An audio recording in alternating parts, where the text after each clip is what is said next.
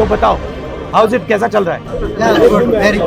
मैं देखना चाह रहा था आप लोग की सिचुएशन कैसी है, क्या हो रहा है, क्या पढ़ रहे हो, कैसे पढ़ रहे हो, क्या इश्यूज हैं, थोड़ा समझना चाहता था। अभी मैंने ये यात्रा की, आपने देखा होगा, कन्याकुमारी से कश्मीर, तो उसमें मुझे एक अजीब सी चीज देखने को मिली कि जब भी मैं युवाओं से, बच्चों से पूछता था क्या करना चाहते हो, तो सिर्फ 5 जवाब मिलते थे। मतलब 99.99% लोगों ने मुझे बस 5 जवाब दिए, lawyer, doctor, engineer, IAS, IPS या फिर पुलिस और आर्मी। शायद एक लड़की मिली जिसने कहा कि मैं अपना बिजनेस चलाना चाहती हूँ। तो इसलिए मैंने सोचा कि मैं आज डायरेक्टली आपसे आगे थोड़ा पूछ लूँ, आपकी एस्पिरेशन क्या है, क्या कर रहे हो, क्या कोशिश कर रहे हो, क्या मुश्किलें हैं, ये मैं समझना चाह रहा था। क्योंकि आप उन 5 में से एक या 2 हो। सर सिस्टम में 2-3 जगह खामी है। पहले तो एजुकेशन, हम सर ग्रामीण भूमि से आते हैं, मैं यूपी का हूँ, यूपी का। कहाँ के हो आप? बनारस। तो सर वहाँ सिस्टम में ये दिक्कत है सर कि हम कंप्यूटर ही छुए इंटर में आते देखे आपको कि कंप्यूटर क्या होता है, तो हमारे लिए IT सेक्टर खत्म। फिर हमको जब तक पता चलता है कि IT सेक्टर का रोड मैप क्या है, अदर बिजनेस का रोड मैप क्या है, स्टार्टअप कैसे खुलते हैं, तो इसकी नॉलेज नहीं होती हमको। तो हम सिंपली BA कर लेते हैं। फिर हमारे आगे अपॉर्चुनिटी दिखती है आर्मी, पुलिस, UPSC, तो एक प्रतिष्ठावान जॉब हो जाती है UPSC एंड स्टेट PCS के लोक सेवा आयोग की सर्विसेज। आप सब ने ये डिसीजन लिया है कि आप कॉम्पिटिटिव एग्जाम में जाना चाहते हो। ये जो डिसीजन आपने लिया है, ये आपका डिसीजन है या समाज का डिसीजन है या मामा पापा का डिसीजन है या भाई का डिसीजन, किसका है? आपका है।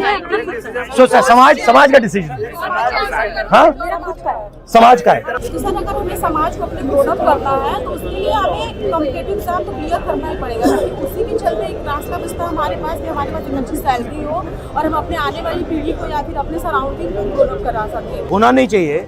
मान लो आपने ये कॉम्पिटिटिव एग्जाम किया और किसी ना किसी कारण आप पास नहीं हुए, तो फिर बैकअप क्या है? बैकअप है? No backup. बट आप लोग यंग जनरेशन हो बॉस, अगर आप लोग ये काम नहीं करोगे तो कौन करेगा? प्लान भी नहीं है क्लास के पास, किसी के पास नहीं हो सकता है। सर एक्चुअली वो पास और मिडिल क्लास के पास प्लान नहीं होता नहीं, या तो हम सर एग्जाम क्लियर करेंगे या तो हमारी शादी। शुरू करने से पहले प्लान B के बारे में क्यों सोचना चाहिए? नहीं सर, भैया, एग्जीक्यूट हो जाना चाहिए। हाँ? हमारा यही आपकी एज क्या है?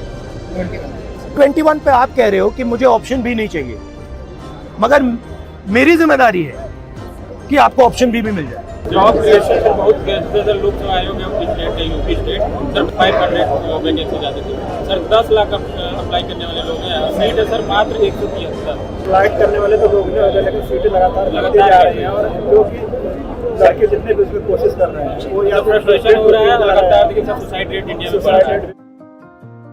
मेरी ब्रॉडली थिंकिंग है कि अपॉर्चुनिटी सबको मिलनी चाहिए, बट बेसिकली क्या है कि बहुत कम लोगों ने हिंदुस्तान का पूरा पावर कैप्चर कर दिया। मैन्युफैक्चरिंग से ही रोजगार बन सकता है, और मैन्युफैक्चरिंग का जो चैलेंज है, फ्रैंकली वो चाइना डोमिनेट कर रहा है और हिंदुस्तान को डोमिनेट करना पड़ेगा। जब तक हम उस रास्ते पे नहीं चलेंगे तब तक हमारा 99% पॉपुलेशन 1% जॉब्स को ढूंढता रहेगा। आम मिडिल क्लास का बच्चा है, उसको हम इस पटरी पे लगा देंगे, 99% तो आप फेल ही करोगे। 1% निकल जाएगा, वो बहुत खुश हो जाएगा, और 99% क्या कहेंगे, भैया मेरे अंदर नहीं था, मैं नहीं कर पाया। मगर ये झूठ है, आप में कोई कमी नहीं है। अगर मैंने 100 बच्चों को यहाँ बैठा दिया और कहा कि भैया आप में से एक बचेगा, 99 की ठीक है, 10 की गलती हो सकती है, 15 की हो सकती है, 20 की हो सकती है, बट 30, 40, 50% की तो नहीं हो सकती। बैंक से हमको लोन नहीं मिलता आसानी से। अभी जो योजना चल रही PM मुद्रा योजना, सर ये दिखावे के लिए तो बहुत है कि वो अल्लाह की बहुत मिल रहा है सबको, लेकिन मैं रियलिटी बता रहा हूँ सर, आप आसानी से नहीं पा सकते मुद्रा लोन, और उसका सर टैक्स भी बहुत ज़्यादा ले रहे हैं। 1% वाले पे बात करना है, जैसे बिजनेस आता है, अगर हम जाना भी चाहें तो फंड नहीं है मिडिल क्लास फैमिली के लिए, और अगर फंड भी दे दें गवर्नमेंट तो उसको लेने पाने के लिए इतनी नॉलेज नहीं है कहाँ से लेंगे, और गवर्नमेंट भी ऐसा तरीका भी नहीं बताता कैसे ले पाएंगे। अगर आप हिंदुस्तान के बैंकिंग सिस्टम को देखो, आपने कहा कि हमें बैंक लोन नहीं मिलता, आपने कहा कि मुद्रा लोन मतलब प्रयास है, उसको मिलता होगा, प्रोसेस नहीं है, वो ठीक है। मगर अगर आप देखें तो 10-15 लोग हिंदुस्तान के पूरे बैंकिंग सिस्टम को कंट्रोल करते हैं, ठीक है। उनका बिजनेस फेल हो, सक्सीड हो, कुछ भी हो, कोई फर्क नहीं पड़ता, ठीक है। तो पूरा का पूरा जो बैंकिंग सिस्टम है, जिसको डिस्ट्रीब्यूट करना चाहिए, सबसे पहले वो बिल्कुल कॉन्सेंट्रेटेड हाथों में है, 5-10 लोगों के हाथों में। हम देखिए सर ओबीसी कम्युनिटी से आते हैं, तो सर हमारे साथ पक्षपात हम हर जगह देख रहे हैं। जैसे ना कि मेरा मुद्दा ये है कि जैसे आपने कहा कि जो नीति निर्माण के स्तर पर सिविल सेवा में सचिव स्तर पे जैसे कि जो वंचित वर्ग है उसकी भागीदारी बहुत ही कम है, तो सर उनकी पॉलिसी कैसे हम लोगों के फेवर में हो सकती है? मैंने कभी कर्नाटक में बोला, सबसे पहले तो ये पता लगाना पड़ेगा कि हैं कितने लोग।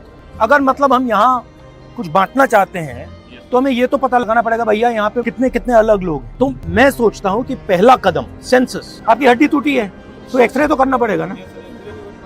एक्सरे के बिना मैं वहाँ पे इलाज करना शुरू कर दूं, कोई मतलब नहीं है। उसके बाद एक बार पता लग गया कौन लोग हैं, फिर पॉलिसी बनाने में आसान हो जाती है। मुझे बहुत खुशी हुई सर, मैं आपको बहुत सपोर्ट करता हूँ सर। पहले आप ऐसे नेता हैं जो राष्ट्रीय स्तर पर ये बात रखें।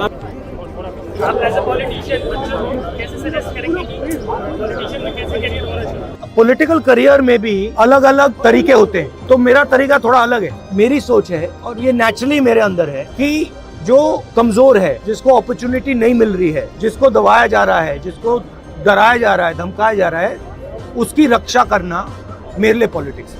सर कौन सा मोमेंट भारत जोड़ो यात्रा में आया था जिसने मतलब आपको झकझोर के रख दिया, जिसने आपको दुखी किया?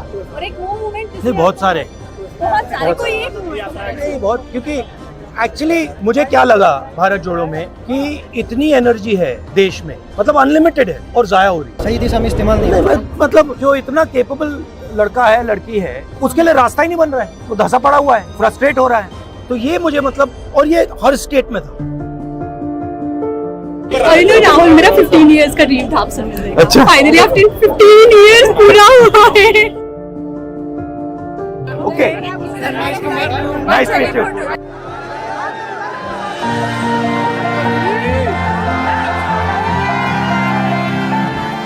काफी अच्छा लगा।